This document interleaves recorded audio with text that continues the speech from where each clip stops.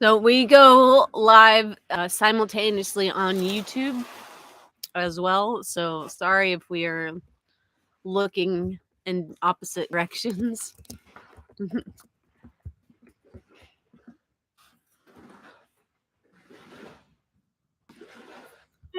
We're getting our YouTube started. Boom. My screen's bigger than yours. Yeah, because this one's vertical. I got to lean over to get into TikTok. When I do that, it makes me look like a fool on YouTube. Look at that! Oh, Look at that beach view. in. Is your camera dirty? Wipe it down. Your mom's camera's dirty.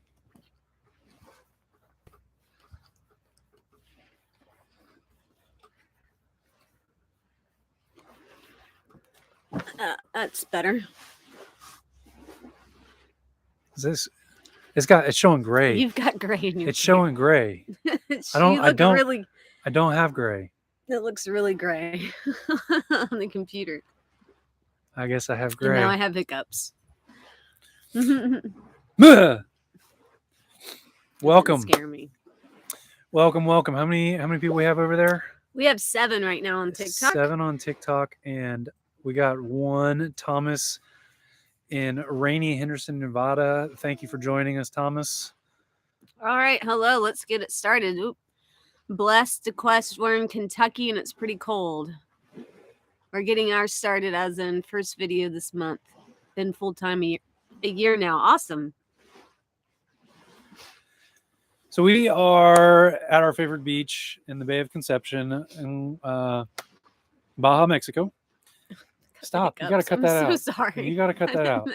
You're gonna scare everybody off. I need to hold my breath. She doesn't scare easily. I think they're gone. So at the request of someone, I forgot who it was, we've moved up an hour because I guess, is it the Yellowstone premiere tonight or? It was last week was Yellowstone premiere, but it's every Sunday. Yeah, so we can't compete with Yellowstone. But what we thought was pretty cool is that we could give you this view behind us, and we're gonna go until all the questions are asked and or the sun sets. So hopefully the colors will be changing behind us. If I turn this here, for those of you on YouTube, you can see Lindsay's hummingbird feeder right.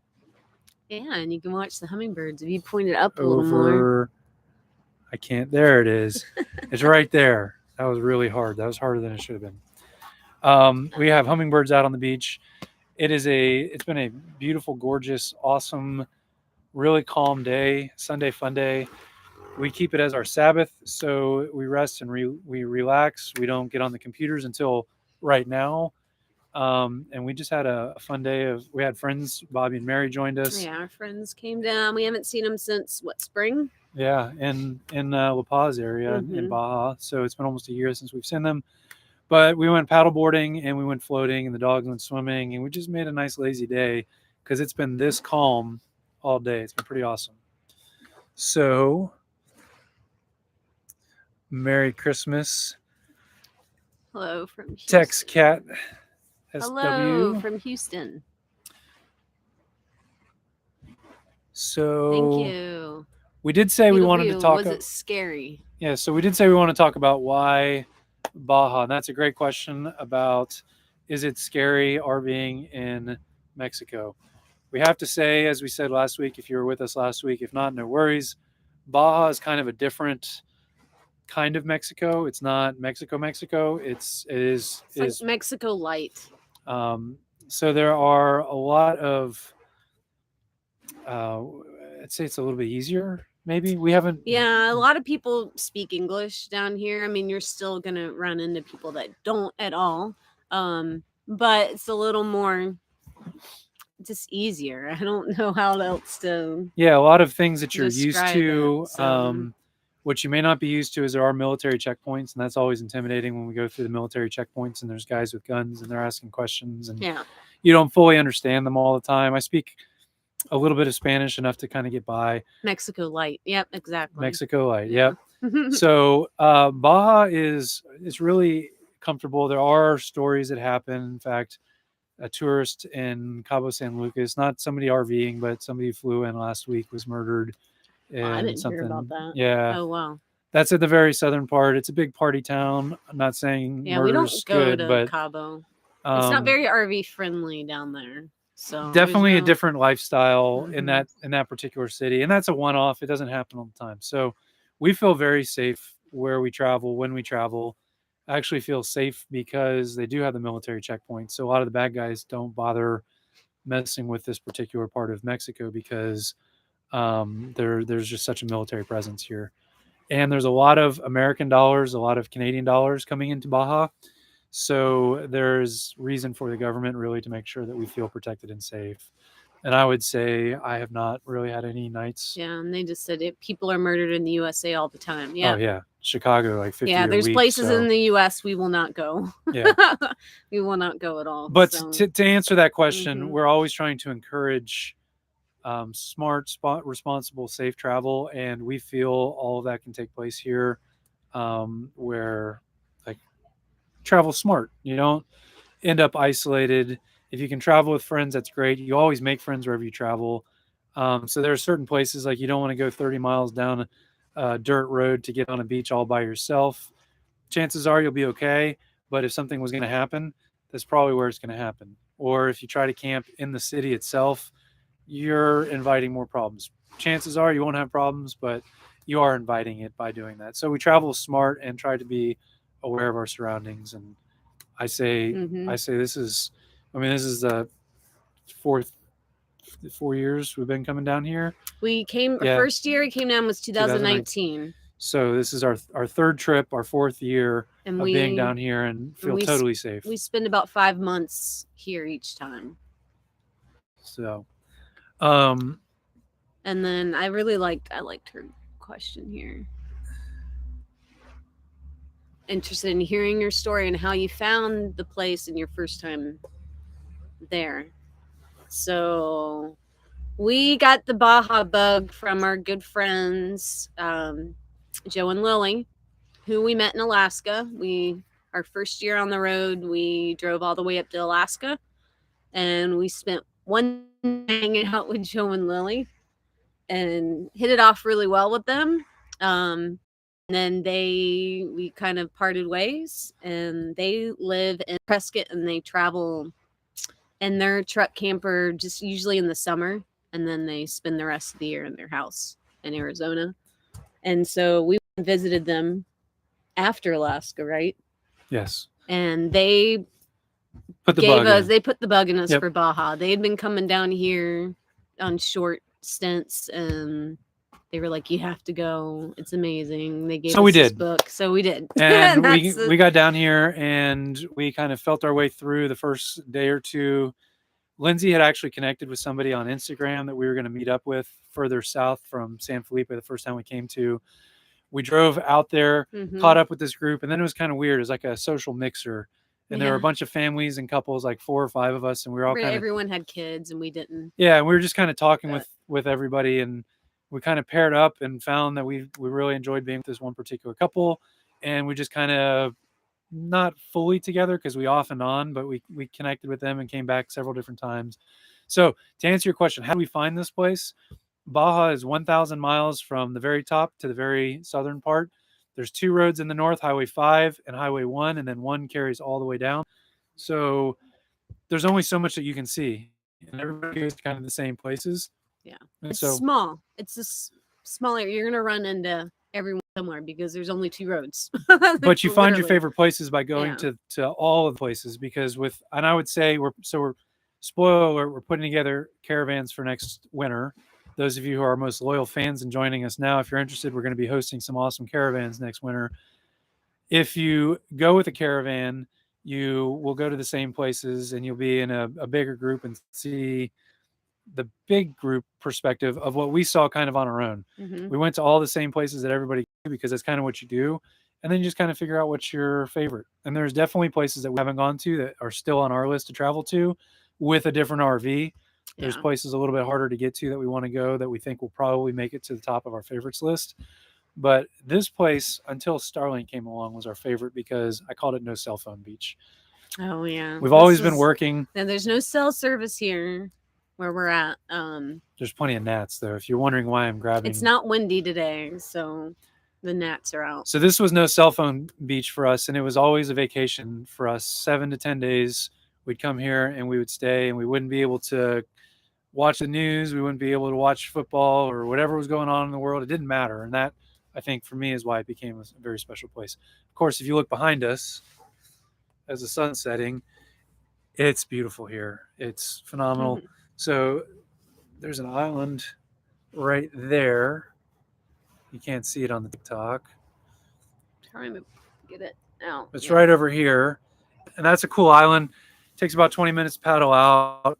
Rocks. There's no reef here, but there's rocks that have kind of built up.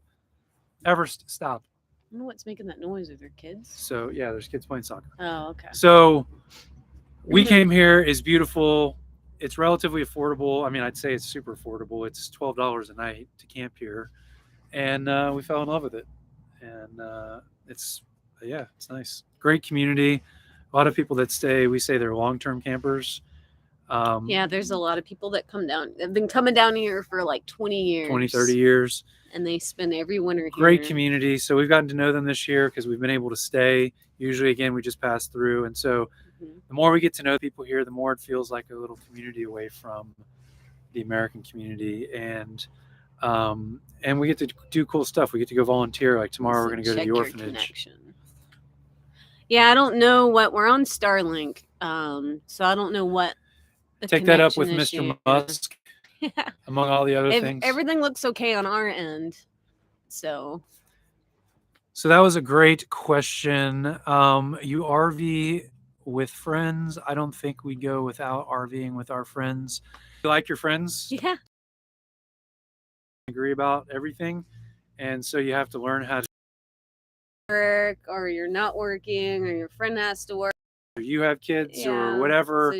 So we don't do a lot of RVing with friends. We like to meet up with our friends on the road at various points, and we've met a lot of people down here, like that have become long-term friends or long-term friends on the way down. So, but every time we come to Baja, we come by ourselves, and then we meet up with people along the way. And again, to get into the safety, we feel totally safe doing that. And we do camp with friends, and we make friends, and we stay with friends that we make. Like our neighbors on either side now. We've been here for 3 weeks-ish, and they become great friends, and we've shared stories and life and meals and all that stuff. But when you do travel with friends, it can be a mixed bag. And we've got some friends who don't have friends anymore that they traveled with because you want to go this way, they want to go that way, and you get into a big fight over stuff. And so always something to be cautious and careful with RVing with friends. Stop telling everyone. I know. Stop telling everyone what? How amazing it is. I mean, cat's out of the bag. Interesting, but we have kids. I mean, there's a lot of people that come down here with kids. So a lot of people. In fact, there's a family right down from us that has 2 or 3 kids, and their friends are coming with kids. And then we have another set of friends that we made here. We spent Christmas here last year, and we made friends with them, and they're coming back down and bringing their kids for Christmas. Don't leave your kids. That was just a joke. So there's a lot of families that come down here with kids in an RV.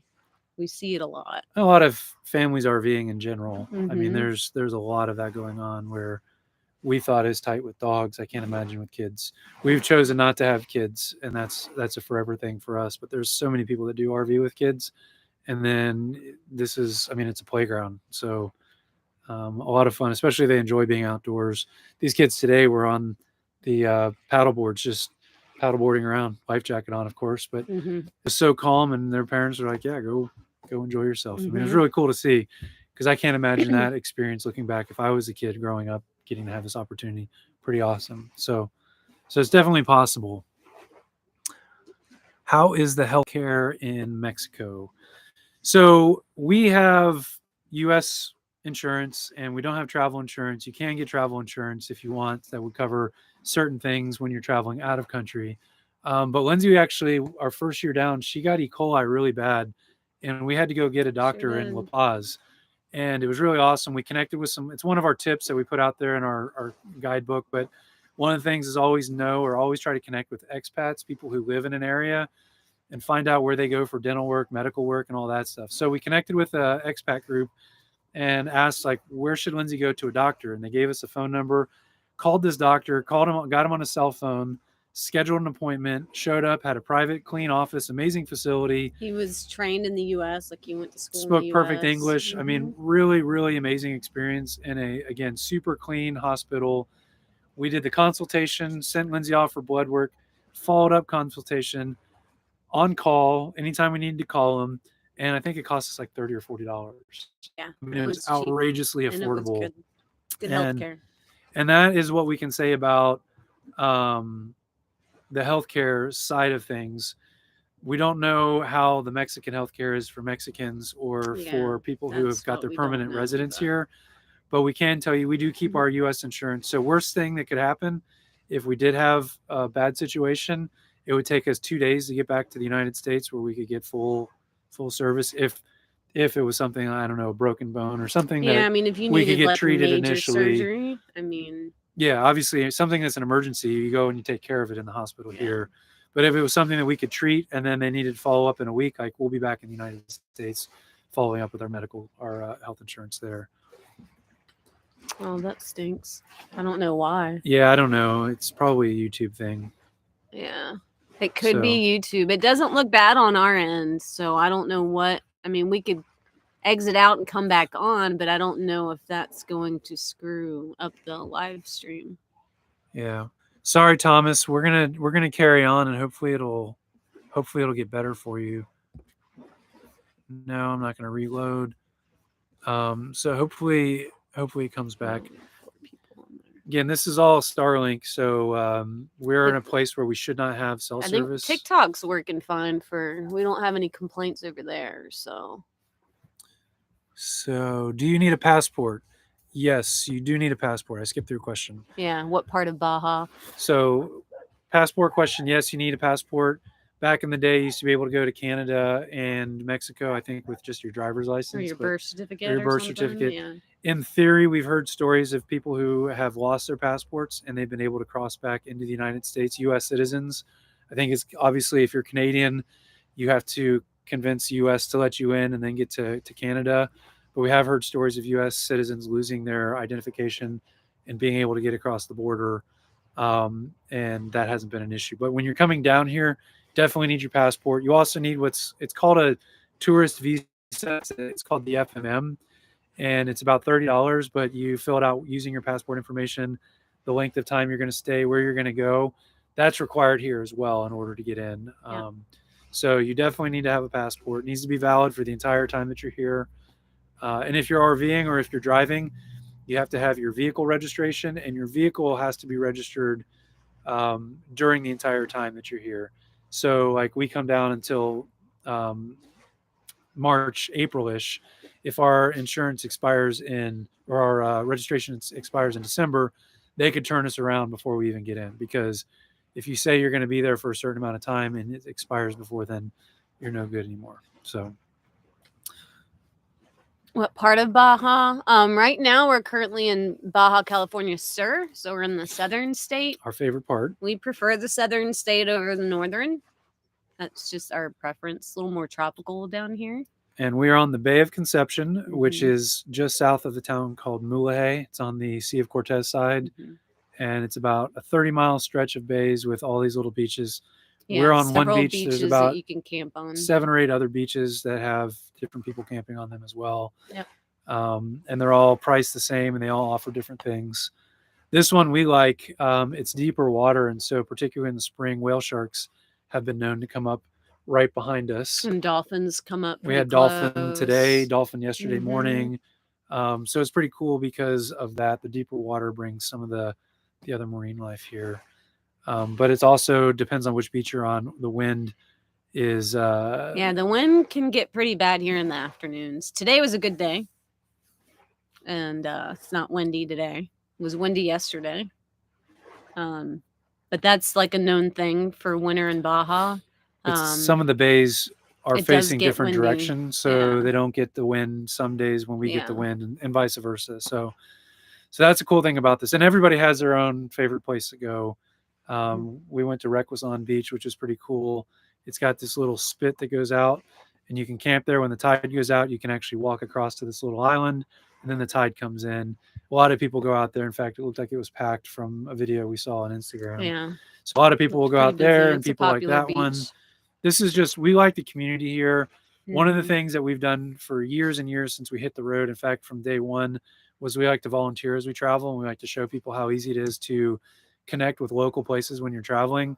And so this beach has people. In fact, tomorrow we're going into the Yeah, orphanage, we're gonna go to the and orphanage. we're going to go help build some things. A hurricane came through, another storm came through, totally devastated this place. And so we get to do that because there are people on this beach. There's about 8 or 10 different people who have invested years of their life into this particular orphanage, as this beach is, with the town of Mulegé and all the volunteers. And we just around, we made friends, and they're like, oh yeah, you can go here, you can volunteer there, and do this and Yeah, do and that. there's like a vet. Did you mention the vet clinic? There's a vet No. clinic you can volunteer at here. It's pretty, lots of good opportunities. Yeah, so that's a lot of that. So, Greetings from Arizona. We love Arizona. yeah. Surprised us that we love Arizona so much. Spent a bunch of time in Todos Santos surfing. Yeah, it's a good area. There's an area there north of there that we like to go to and watch the surfers. Well, we like to go there for our anniversary. Yeah, we'll be there for our anniversary. Our anniversary is New Year's Eve. Lindsay picked that date. I'm pleased. She always gets fireworks, so she gets fireworks for anniversary. We're going to be going there the week after Christmas, and so we'll be in the Todos Santos area. Maybe get to go surfing too. We got a friend that can loan a board. I don't carry a board with us anymore. I carry 2 dogs. That's about all we can fit. Let's see. Doing good in Idaho. I imagine it's cold in Idaho right now. Beautiful. Actually, we're not supposed to say that. Idaho is like the worst place in the whole country to go to. Nobody should ever go. Oh, yeah, no. Everybody we know in Idaho wants us to make sure that everybody knows that Idaho is terrible, because really, I think it's beautiful. Yeah. So Idaho Judy, is underrated. Hope you're enjoying a beautiful, like beautiful Idaho. place. Definitely underrated, and it should stay that way. Yeah. Let's see.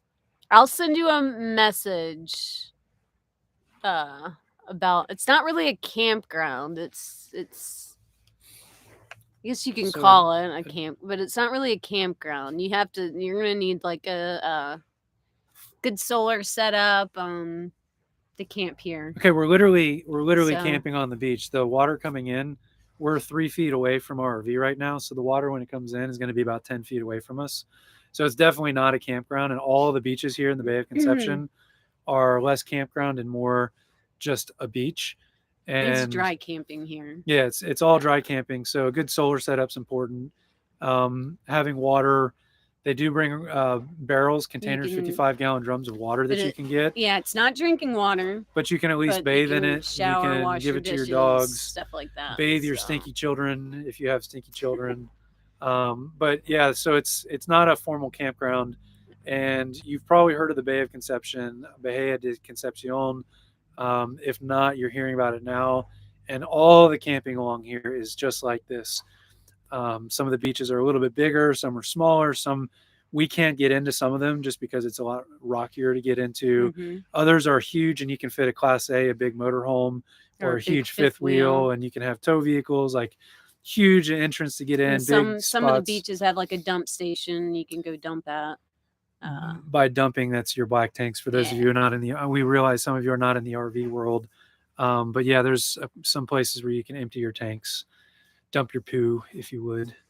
So not really a formal campground, but all the camping here is the same price. This year, prices went up over the last year. It's 250 pesos. It's about 19 pesos to the US dollar right now. So 250, there's a hummingbird. My favorite. Oh, they couldn't see it over there. Yeah, you can't see it on TikTok because it's vertical. So 250 pesos is about $13, give or take, right now. And so it's really awesome camping for $13. Is the west side of Baja better than the east side? No. That's a bad way of answering. It depends on your preferences. Yeah. If you like to surf, or cooler water and and you like cooler cooler weather. weather, cooler, then you'll like the west side. We prefer the east side. We like to paddleboard. We like calm water, like what's behind us. We do a lot of paddleboarding, and so we prefer the Sea of Cortez side. But we are, like we said, we're going to go to La Pastora, go to Santos. Mm-hmm. We're going to hopefully get in the water this time and do a little surfing with some friends there. So that's where the surf is. All the way up Scorpion Bay is a huge surf area off the Pacific side. So it really just depends on your preference, whether you like this flat, calm water or whether you want to surf and enjoy that side of things. During the summer, the Pacific is actually cooler, so people enjoy staying on the Pacific side if you come down in the summer. Um, just again, personal preferences. Jags Beach said you should probably take a picture of your ID and email them to yourself. That's a good idea. We make copies of everything.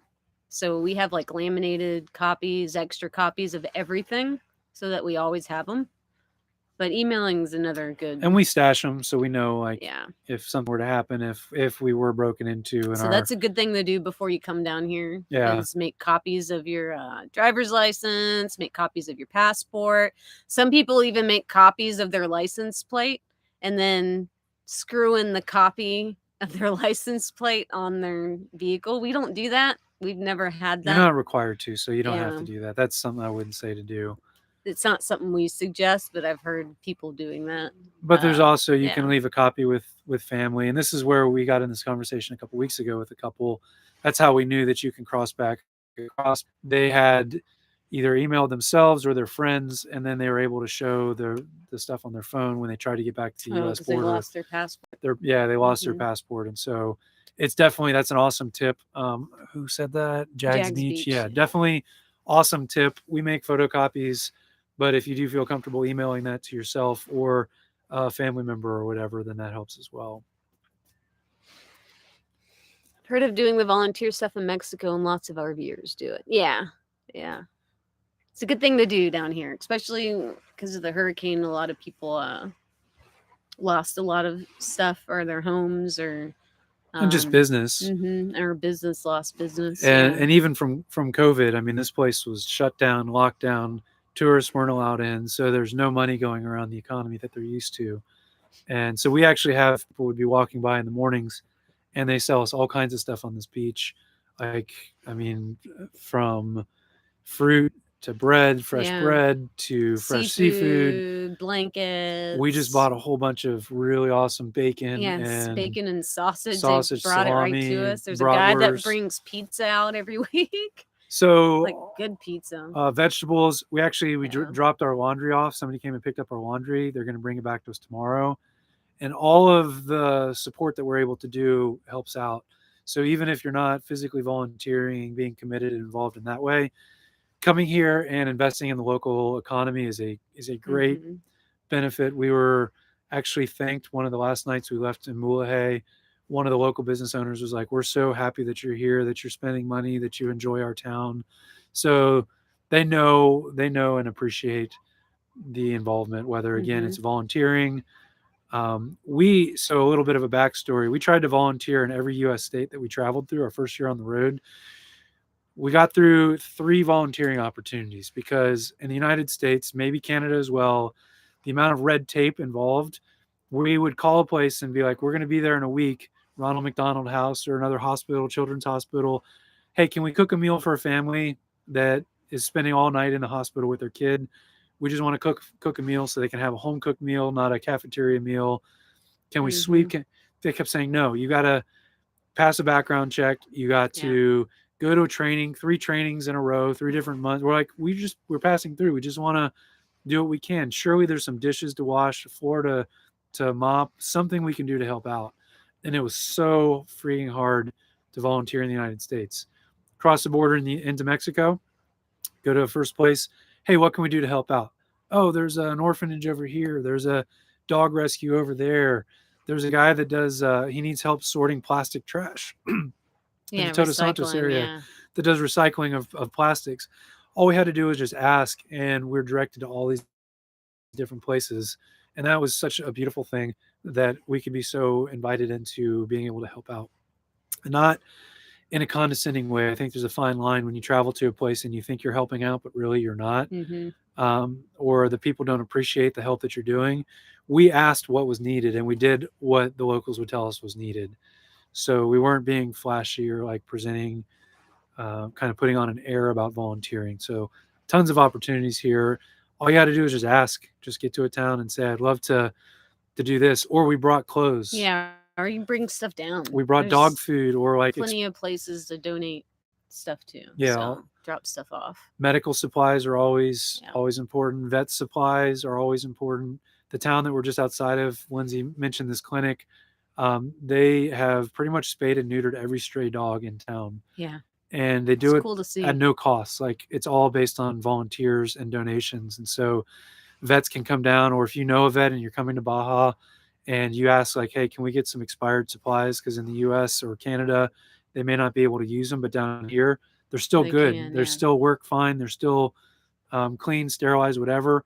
So they bring them down here and donate them to the facility. So tons of stuff you can do. And that is a passion of ours, to help people travel with purpose as they travel and volunteer and all that. So any other questions? I don't have any other questions to answer right now. So yeah. These bugs are anyone. That's because here you can help someone and have a lawsuit against you even though you are helping. Yeah. The Good Samaritan laws that have been blown out of proportion. You give somebody CPR and then they sue you because whatever reason. Like, and just so you know, there are protections in Mexico. We had an awesome opportunity our first year here. We got to spend a week at an orphanage in La Paz, but we were kind of vetted before we got that opportunity, and the average person couldn't go and do that. Yeah, there are background checks that do take place, and there are safety precautions. But I don't think the lawsuit side of things is something that happens here. I think it's definitely when it's dealing with kids, you want to protect the kids. So, thank you. What security? What do you mean, like what security measures with volunteering, or just in Baja in general? Probably just Baja in general.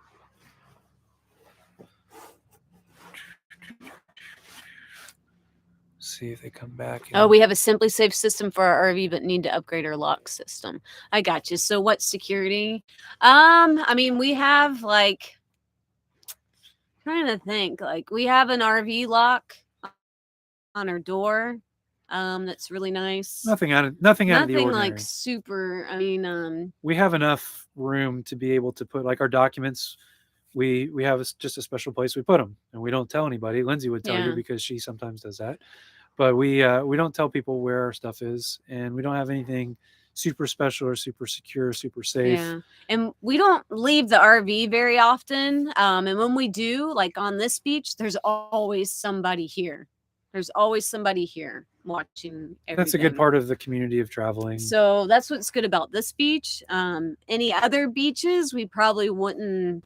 We'd always leave somebody with the RVs when other people go into town, and that's one thing we usually do. The dogs help out too. Our dogs are very loud when somebody's around.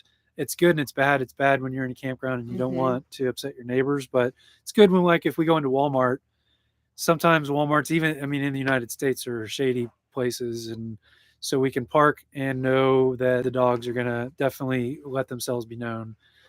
If somebody wants your stuff, they're going to get it one way or the other if they want it bad enough. And that hasn't really happened here. I mean, we've had some stupid things taken, like an old pair of tennis shoes. We had a propane tank stolen. Propane tank taken, but that was it. And that's just... So now we carry extra of those bike locks. So like we have our propane tank locked, our spare propane tank. It's on an extended stay. We have that locked to the RV. And we'll lock up our paddle boards to the off with it. Chassis of the RV. So, but other than that, we don't really worry too much here. I mean, I've been traveling since I was 17 years old internationally, and one of my biggest rules of travel is always be aware of your environment, be aware of your surroundings. And so when I was backpacking by myself through Europe, through Asia, through wherever, South America, you always look around and say, is this the kind of place that's going to get me in trouble? Is there somebody following me? Is there somebody who's just watching me? And so there's things that you can do just to be aware as you're traveling, to get an idea if this is the kind of place that you feel comfortable leaving your RV. Again, some of the places that we might stop and shop they don't necessarily look the greatest.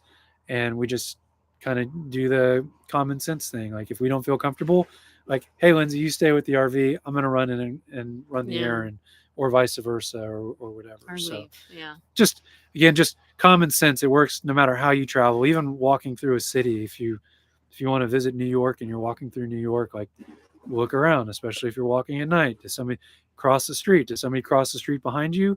Cross the street again. If they cross the street behind you again, probably an issue. Like, just be aware of those kinds of circumstances around you. So do we tow another car? Currently, no. We do not have a tow vehicle. We get by without it. But hopefully we will. But we're looking at getting one for next year. So we're going to be back in South Dakota, work camping next summer, and we need a car. We're going to need a car. So hopefully we find one that is flat towable that we can pull behind the RV, and we can bring it down to Baja with us. What that means, flat towable, is just it's easy to connect and disconnect. It's towed on all fours, not up on an extra device, a dolly, which makes it harder to maneuver. This is, you just unhitch two pins and then drive off. Hey, Tana, we're talking about Baja. Thanks for joining. So do you have insurance in Mexico or the States? So by insurance, I will say yes. So we are fully insured in the United States. All the insurance that you could have: life insurance, health insurance, auto insurance, RV insurance. We have got all the insurances that we could possibly have.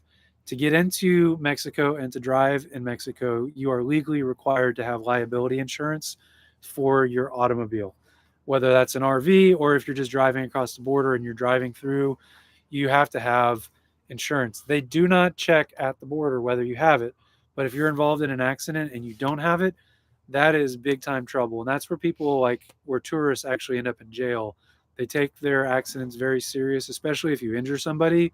That's a big deal. And so you're legally required to have auto insurance in Mexico. Mm-hmm. And so we go with Baja Bound, which is our favorite company.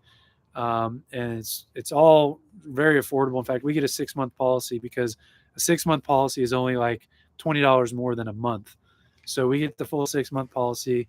We also have our insurances through Progressive in the United States, which is really awesome because they cover collision and theft here in Mexico. And so if we were involved in an accident, we only have Mexican liability insurance. So we have the full coverage between the two. But Progressive will actually tow us. If we were all the way down in Cabo San Lucas and got into an accident, they don't pay for repairs in Mexico, but they would pay for the tow 1,000 miles back to San Diego where the repair would be done and give us a rental car and all that stuff. So really good to know your insurance situation before you come to Mexico, but you're definitely required to have auto insurance. Health insurance, again, you can get traveler's insurance. World Nomads is great travel insurance. We do know people that travel with travel insurance, and that covers a lot of basic stuff. But there are so many exclusions with travel insurance. That's why we decided not to pay for travel insurance here. Lindsay has pre-existing conditions with Crohn's disease, so anything related to her GI system, including the E. coli, wouldn't have been covered. So why are we paying for that when we can just drive 2 days and we can get back to a hospital? Same thing if you do active sports, if you scuba dive, if you surf, if you do mountain biking and you break your collarbone, whatever, like there's exclusions with travel insurance. So we decided not to go with the travel insurance, but I think that covers pretty much all the insurances. Some you're required to have, some we're just choosing to have or not have. Tana asked, do we either of us miss anything about being in a traditional home? Unlimited hot water. That's probably the only thing. Yeah, unlimited hot water. I like my showers, not gonna lie. You can tell this nice, well manicured head. I take which some RVs have unlimited. They have like the unlimited hot water on demand. Yeah, but then you have to be in a campground. But then you have to be in a campground. You have to be hooked up to water. We don't like that. We don't like camping that way. Yeah. Gosh, I mean, so we have to really conserve our water. That's a great question. But other than that, ever since we moved into our bigger RV, because we had a truck camper before, like I don't.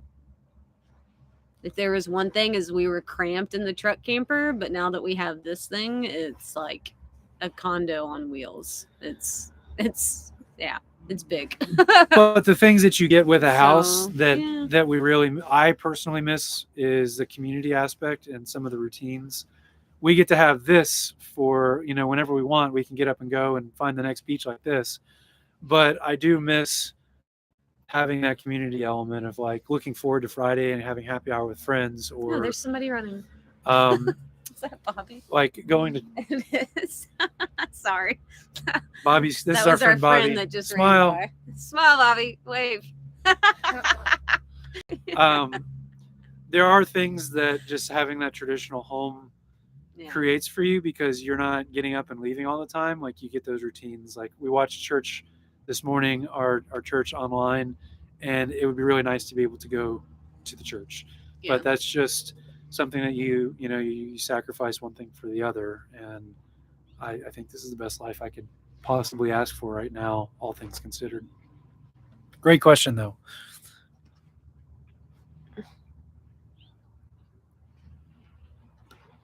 That's a good one. What company does that? What insurance company did you say for towing? Well, in the United States, Oh, for towing like a broken down. So we have Progressive. Progressive is who we go through. If you're in Florida, like you can send a RV. message. I'll hook you up with my friend who's our insurance agent. If you're not in Florida, call your Progressive agent, or you can go through Good Sam, which is an RV club, but they will connect you with likely Progressive. They've got a partnership with Progressive. Progressive has really great RV insurance. It's like affordable, great price. So the first year and we were like- on the road, Lindsay had State Farm. I had State Farm, so we kept it. And then we had to get towed, and we had insurance that was supposed to tow us. This is when we had our truck camper, and they had no idea what a truck camper was. Even though we told them, we sent pictures. So we got denied 3 different tow trucks. We were broken down. We couldn't go anywhere. And 3 tow trucks said, nope, I can't tow you because blah, blah, blah, blah, blah. So we decided we needed to vet the insurance company a whole lot better. And Progressive knows RVs. And so can't speak highly enough about Progressive. And we are not affiliates for them. We believe in Progressive and what they've done for us. So hopefully that answers your question. Oh, she's good. She says they have a unlimited hot. I'm jealous with the hot water heater. Why do they? Another side rant. Why do they call it a hot water heater? Yeah. Thinks that would be the main thing for me as well. Yeah. Ton. Yeah. What I miss is a bathtub. Yeah, that's another one. Definitely can't have that in an RV. Yeah. I don't fit in bathtubs, so that's not a problem. I haven't fit in a bathtub since I was 12. Do you guys worry about your security while you're in Mexico and driving? No, not a whole lot. Driving here is crazy. But driving can be a challenge. In fact, I have a video that I've made. It will be coming out in the next couple of days on TikTok. Yeah, sorry, YouTubers. About driving in Mexico. So watch for that one. There's very few places with shoulders. The road is elevated, very narrow, usually 8 to 10 feet off the ground, or off the shoulder. So if you go off, you're tumbling. Like it's not a good deal. Their road is just wide enough to fit 2 vehicles, and we've known multiple people that had their side view mirrors smashed by semi trucks and coming the opposite direction. So it takes some getting used to. Not to scare anybody away, but it takes some getting used to. Every time we come back, it takes me, I don't know, an hour or so before I can take a deep breath and relax and be like, all right, I got this, because it takes some getting used to driving. Lindsay doesn't know about it. How many miles have you driven? I haven't driven in Baja. And all the 100,000 miles or so we've driven in 5 years? I've driven a little bit. 3 miles? I drove a little bit in Nevada. Well, and I had COVID and you had to. Yeah. So, yeah. I forgot how I went off on that side. But security and driving. Security and driving. Security, not something we've never felt unsafe here. Yeah. The people here are wonderful. Amazing people. In fact, I was just having a conversation with somebody who's lived here for 20 years, and they said In all the time you've come here, Chris, have you ever seen two Mexicans get in a fist fight? No. Nope, Said, never. have you ever heard two Mexicans raising their voice at each other, like in public? I'm sure it might happen in a home or Yeah. whatever. In public, no. No, they just blast their music really loud. But never have we I bet. ever felt like we've turned the wrong way into neighborhoods, and it's never been like, oh crap, we're in trouble. You Yeah. get some funny looks sometimes because they're like, what is that, a big RV? Or Yeah, we've walked through neighborhoods that probably normal tourists would never walk through, and everyone's super nice. yeah. Nah, I mean, And I've never felt in danger I anywhere. doubt any of our Baja friends or anybody from Baja is watching this, but there are amazing people here. It's why a huge part of why we come here is the people here in Baja are incredibly hospitable, amazing, friendly, go out of their way to help you. In fact, like we've heard these great road stories, and if you break down, it's only 2-lane highway for most of it, and there's one highway. So in the United States, we've got Interstate 10, 20, 30, 40, 50, all the way up, and all the ones across, and they're all 4 lanes, 8 lanes, however big they are. This is just one 2-lane road that goes all the way down. So if you break down, there's no shoulder for you to pull off on. You're literally stopped in the middle of the one road that runs all traffic, all the semi trucks moving, all the stuff from one place to the other. But the amazing stories come out of where like people will park their cars and help push you, help fix the car right there on the spot. They'll like, it's just incredible what people do to go out of their way to help you. And again, that's something we try to do in helping other people as we travel, because that's just how it is down here. It's Baja's kind of looked down upon. It's kind of like still the wild, wild west. And back in the wild, wild west days, people were good neighbors and they were always helping each other out, because it can be rough sometimes. So great question. You mentioned New York earlier. Have either of you been there? We have been to New York. Yep. Yeah, we got to go to New York City. In a previous life, I ran a documentary studio. We got to do movie premiere and get dressed up and do red carpet. So we've done the New York City thing back before we had the RV life going on. And then fall of 2020, we went up to upstate New York and got to upstate New York RVing is amazing. Yeah. Oh my gosh. Yeah. So my best friends from Long Island were always like, we need to go and visit his family in Long Island, but driving our RV through New York City is not the city. Yes, but going outside of the cities, it was beautiful. We got to catch all the fall Finger colors, Lakes, the Adirondacks, beautiful orchards we camped at, and vineyards, and yeah, it was amazing. Mm-hmm. But we prefer the West Coast, so we don't hide that. We love the West Coast. So we also use Progressive. Yep. Man, these bugs are bothering me. Oh, cool, Tana! You're going to New York. That'll be fun. Like New York City. It's cool. I like New York City. We're in Baja. This is Baja, California, sir. The southern state? Yeah, we like the southern state. We've talked on that earlier, so yeah. I camp a lot. How are you feeling tanks and dump stations in Mexico? Sorry if you entered this. So Mexico is very RV friendly. Well, Baja is. Well, Mexico mainland, we haven't done the mainland in an RV yet, but I've heard and I know that Mexico mainland does have a lot of RV parks. They have dump stations, all that. It's when you get further south into Central America is when all that ends. But Mexico is pretty RV friendly, and Baja is for sure. So you'll do your dumping in the campgrounds. There's not like pull-over dump stations like in most campgrounds have dump stations. The U.S. Here. You can go to Flying J, and some of the gas stations have dump stations. Mm-hmm. But here it's definitely campgrounds, and most campgrounds, even if you don't want to stay there, you can pay them a couple dollars to dump. Mm-hmm. Water, there's agua purificados. They're purified water. They're everywhere throughout Baja. So you fill up your tanks there. If not, like the last time we were in a campground, we filled up with tap water and we put a tiny bit of bleach in there. We don't drink it. Yeah, we don't drink our water out of a tank, but at least we had that again for showering and washing dishes and all that stuff.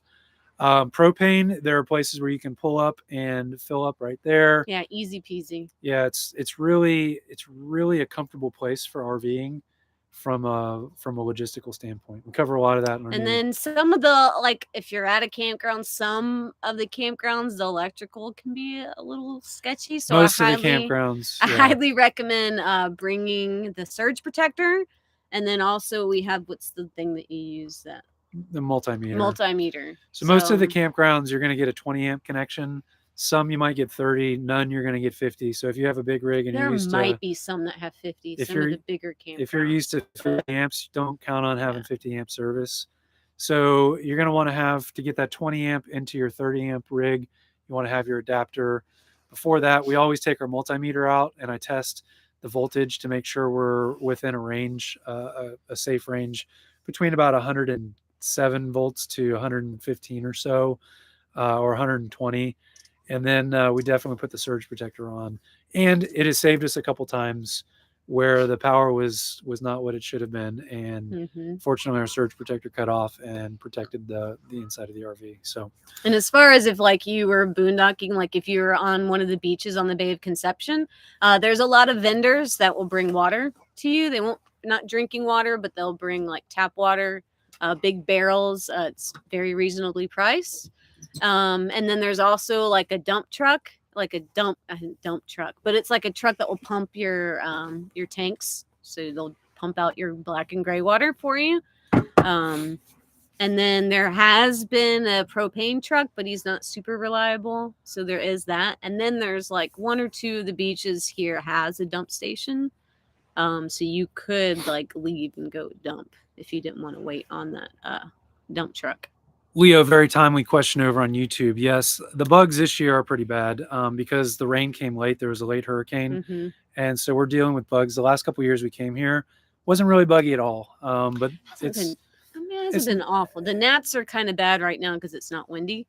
Yeah. But as far as mosquitoes, I haven't seen a whole lot of mosquitoes. There's been mosquitoes. There's been some. And there's been dengue fever in a couple different places because the mosquitoes were so bad. Again, because of the late rain into the fall, it's not normal. But there are so many gnats, you probably can't see them right now. They're flying around. I've been swatting them all evening because today's a buggy night. And also, I don't know if most people know this or not, but Baja is a desert. It's not tropical like the mainland. It is a desert. There's cactus everywhere, sand, not a lot of trees. It's full on desert. And then there's like a couple of some towns that have like an oasis with a lot of palm trees, but it's full on desert. They don't get a lot of rain here. So not a lot of places for bugs to naturally want to be, but it can be buggy. It depends on the year and it depends on the time of year. Summer is worse for bugs, but we don't come down in the summer yet. At some point we will. Okay. Today you, tomorrow me. Have you heard that story? No, I haven't, Tana. Today you, tomorrow me. Let's see. Was that like a news story? Leo, what do we use for bug deterrent? So we have a little, what is it called? Thermacell that we sometimes use. I don't like DEET. I'm just not a fan of it. Lindsay will spray the DEET bug spray. But for the most part, we haven't really needed it. Yeah, we keep fly swatters around because Lindsay gets crazy about flies getting in the camper. Huckleberry hates them. He's terrified when Lindsay brings out the fly swatter. Huckleberry, our youngest dog, he doesn't like it at all. But we don't, we don't worry too much. We did, from a safety standpoint, there were reports of dengue fever in the Bay of LA. On our way down, we decided we weren't going to go there yet because they were still spraying and trying to treat the mosquito infestation. But on the way back north, we'll probably stop there. So we did make some decisions just to, around the bug, because why put yourself in a situation where you could end up with, like, the chances of us getting dengue fever are small, but there's still a chance. So we decided, let's not mess with the bugs. Let's just skip it for now. So someone asked you off grid. We mostly boondock or camp off grid. So we have just under 1,000 watts of solar on our roof. 960. And we have 400 amp hours of lithium batteries. And we camp mostly off grid. 25 out of 30 days, typically. Here's a little bit different because, it's dry camping. We're paying for it, but we're big on budget. We mentioned this in our last video.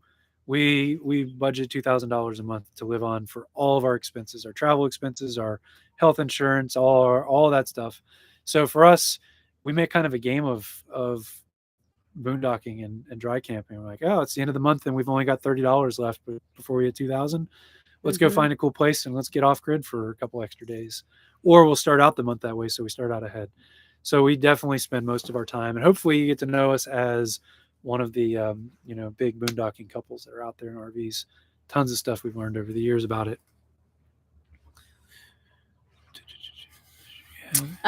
We haven't answered the income question because this we are focusing more on RVing Baja on this live video.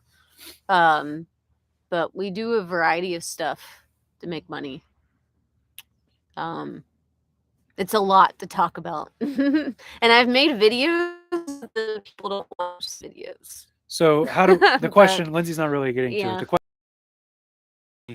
on the road, and it's a very complicated answer because there's a lot of things that we do.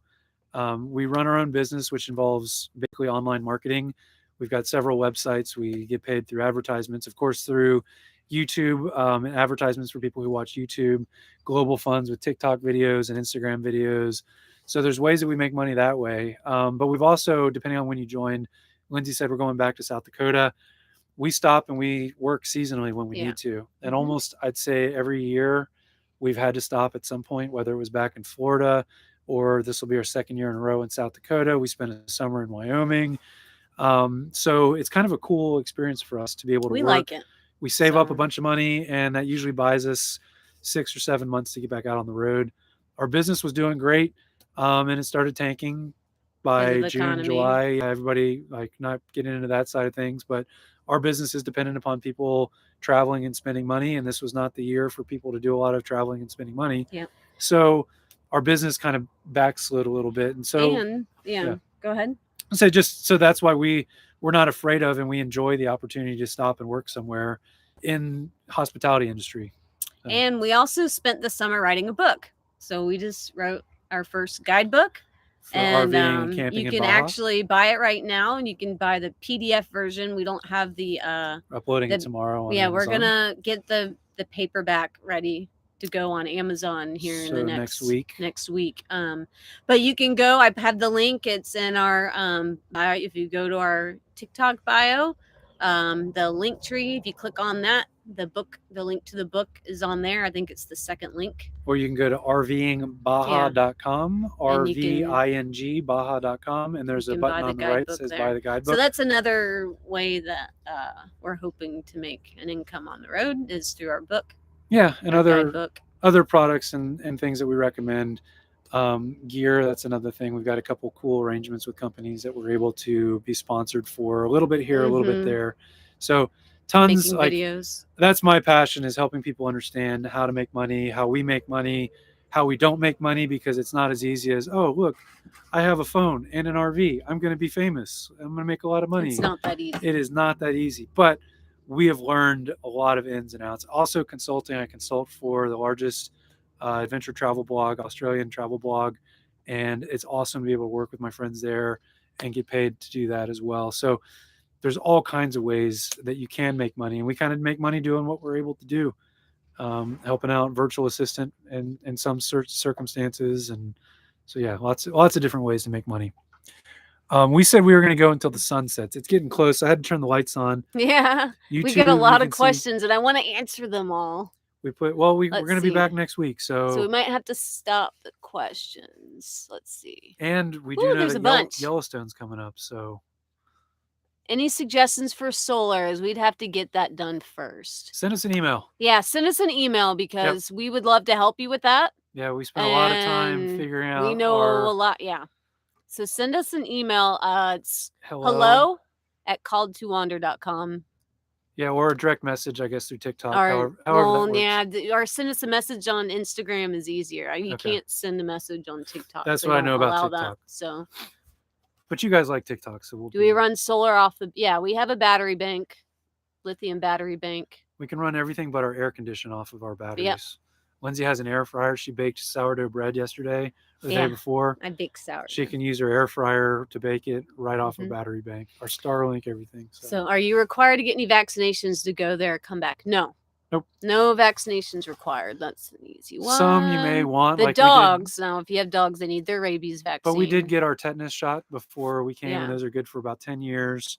There's no COVID requirement. So if you're worried about that, you're not required to have that to cross into Mexico or back to the United States. So, Lazy Monkey, do you travel, guys? Travel just the two of you, or do you have children? We do not have children. We have Thank two goodness. dogs. Those are our kids. Our two dogs are our kids. That sounded bad. I said thank goodness no kids. We were foster parents before we hit No, the we road. love kids. We Love just them. don't want any of our own. Did not want to bring kids into this world. Realize there are a ton of kids out there, and if we decide to have kids, it would be more fostering and adopting again. Oop, that's an alarm. All right, we're going to be wrapping up shortly. Hello. Thank you, Father Joe, for the rose.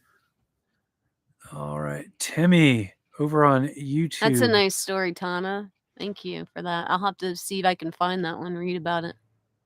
Dogs are doing great, Timmy. We'll be featuring them at some point. They're inside right now because they're a little crazy, and they're clean, and we don't want them to get all sandy. Which, how do you handle sand and not getting stuck on the beach? Leo, great question there. That over is on a great YouTube. question. So our first year down, we got stuck once, and we said we never want to get stuck again. So the biggest thing, no matter where you are, is we'll stop and we'll park and we'll walk it out, and we'll see, is this a track that takes us through sand that's hard packed that we can get through, or is it something we're not comfortable with? And after that first time of getting stuck, it was in the dark. Really cool story. We're not going to tell it now, but people helped us get unstuck, and we're like, never want to go through that again. So we do travel with traction pads. We travel with a shovel, and we'll wet the sand down if you need to get a little more traction. Yeah, that helps a lot. Yeah. So wet the sand. So those are three things that you can do to get yourself out of the sand, but we just prefer to not get stuck. And we call our rig right now, the nickname is Pavement Princess. Thanks, Rich. She hasn't gotten stuck yet. No, and she won't, because I won't take her in places where she's going to get stuck. We're very careful. This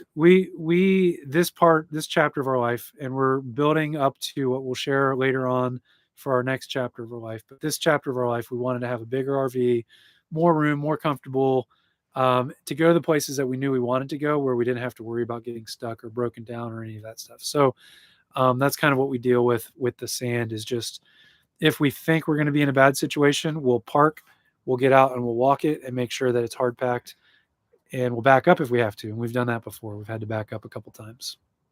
And then Bless the Quest, do you have YouTube videos? We do. We have lots of YouTube videos on our solar setup. It's the same username as our TikTok, called To Wander. Oh, so many YouTube videos. Lots of videos on it. Though, yeah, we do have an upgraded one on our lithium. We just changed out our batteries to lithium, but we do have an updated video on that. All right, let's do one more question. Pick the best one. Pick the person you like the most. Bye, Tana. Just kidding. That we're not trying to offend anybody. Oh gosh, it's just nothing to worry about, kids. Good idea to not. I will message you. Okay.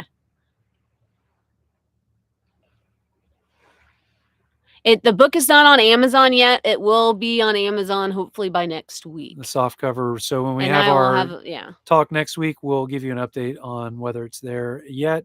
But it is in the works. We have some final editing we have to do just for Amazon, just for the soft cover. But you can actually, this will be a book. We've got the ebook, but it'll be one that you can put in your hands, carry with you when you do not have cell service through a lot of Baja. Oh, thank you, Lazy Mikey, for the follow. Funny. Oh, there's Niles. Yeah, buddy. Sweatshirts on the beach. Yep. It's a little chilly right now. While they're waiting on a snowstorm.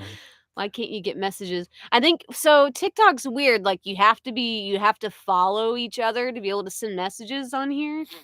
So I mean, I could follow you and you can send me a message that way. That or hello at callthewander.com. Or just email us. Or email, yeah. Okay, so yeah, it's because we're not friends, so I need to follow you back. So when we get off here, I'll do that. I'm putting you on a timer, Lindsay.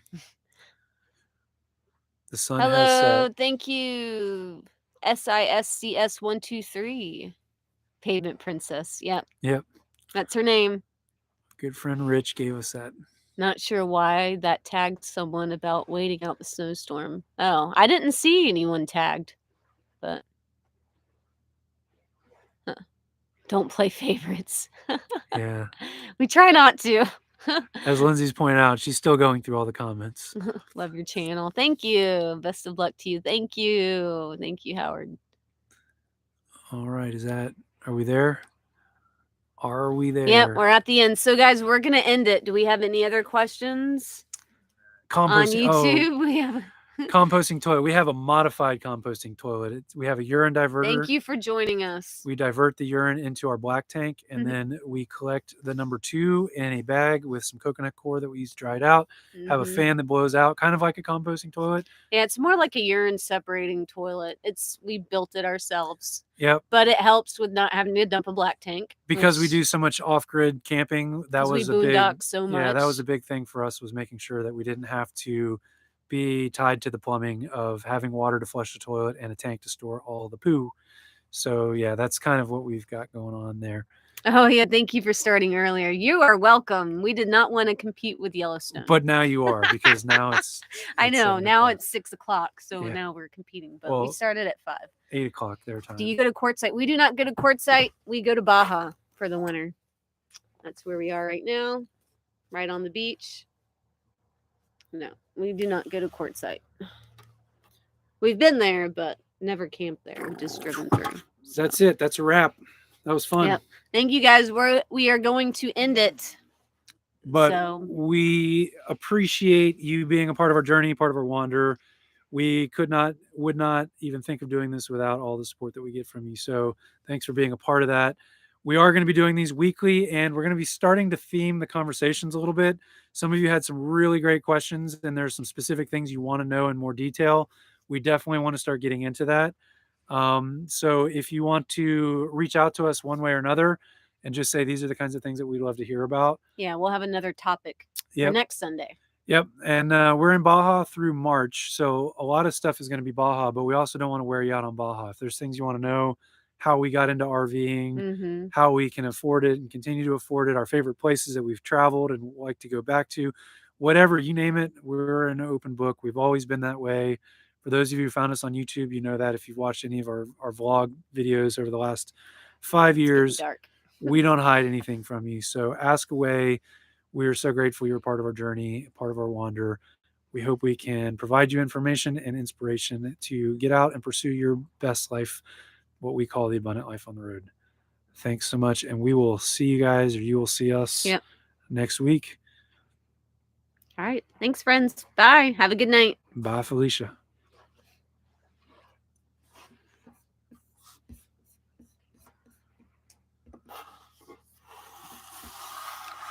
I'm going to answer this one really quick.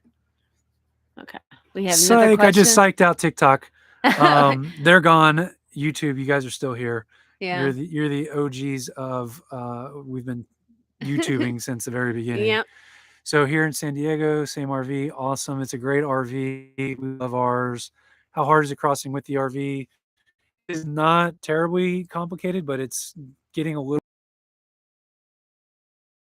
I've stepped up security because of the hurricane. I don't want to say that they're crooked at the border, but the inspections are a lot more thorough, and it's surprised a lot of people who've been coming here for years that the inspections are so thorough. But you're going into a new country and you're bringing all this stuff with you. We're an open book. Like, I don't mind people going through and looking through everything, because that's their job. And so that's a little bit challenging, but it's $30 per person for a tourist visa, the FMM. You do have to have RV insurance when you're driving through Mexico. We covered that earlier. And that costs Mexico RV insurance. Mexico RV insurance, not US. US. It has to be Mexico. And so you do have to have that. And you do have to go through the process of stopping at immigration and going through that system, but it's not terribly difficult. We have our two favorite places. One would be crossing at Tecate. The other is crossing at Mexicali East. Although Mexicali East is where we've heard things have kind of stepped up a little bit in some of the and what? We're gonna cram through these really quick. It's the only thing keeping us from going. It's really not that hard. It's really not that bad. But I mean, if you are really concerned about it, there are caravans you can join. We're also planning on doing a caravan next year. We'll be doing 4 different caravans. So if that really does freak you out, you can join our caravan. And we will help you get across. But you know Mexico, because you've got, and this is for Pete, you said you've got Century, so you've gone back and forth. The RV, the only difference with the RV is that they go through everything and they have a right to go through Yeah, everything. they look through a lot of So stuff. just be prepared for that. And we never encourage anybody to travel Mhm. with illegal items. If you don't know what's legal or not, do some research. But no guns or even big knives can get you in trouble. No ammunition, even spent shells, And drugs. and don't cross with a lot of cash. Yeah, don't Or cross if with you do, cash. hide it and don't tell them that you have New it. items, like we had somebody who had to bring batteries down and they had to pay the added tax on that, the import tax, Import tax and fees. because they were brand new batteries, and that's part of it. So, but yeah. So Pete, if you're interested in the caravan, we're going to be putting out information shortly down the road. We've got to flesh it out and get some of the details hung on it, but we're going to be running, we think November, December, January, and February, 4 different caravans. They are going to come at a premium because it's going to be a service that we offer. But there are meetup caravans. You can try to connect with people if you want to go that route. But we're going to give the Call to Wander, Chris and Lindsay, genuine, authentic experience where if you want to travel with us the way that we travel, campfires, hanging out every night, that kind of thing. That's what we're going to be doing. We're going to be sharing our passion, our expertise here traveling through Baja. So on that note, we got to wrap up. We gave you guys an It's getting extra dark. An 7 or 8 minutes. Yeah. It is getting dark, and we got to go join Bobby and Mary at the fire. So thanks for joining again. You guys are awesome. We appreciate your time, and we look forward to seeing you guys, or we look forward to joining with you next week, same time on Sunday. Yep. Bye.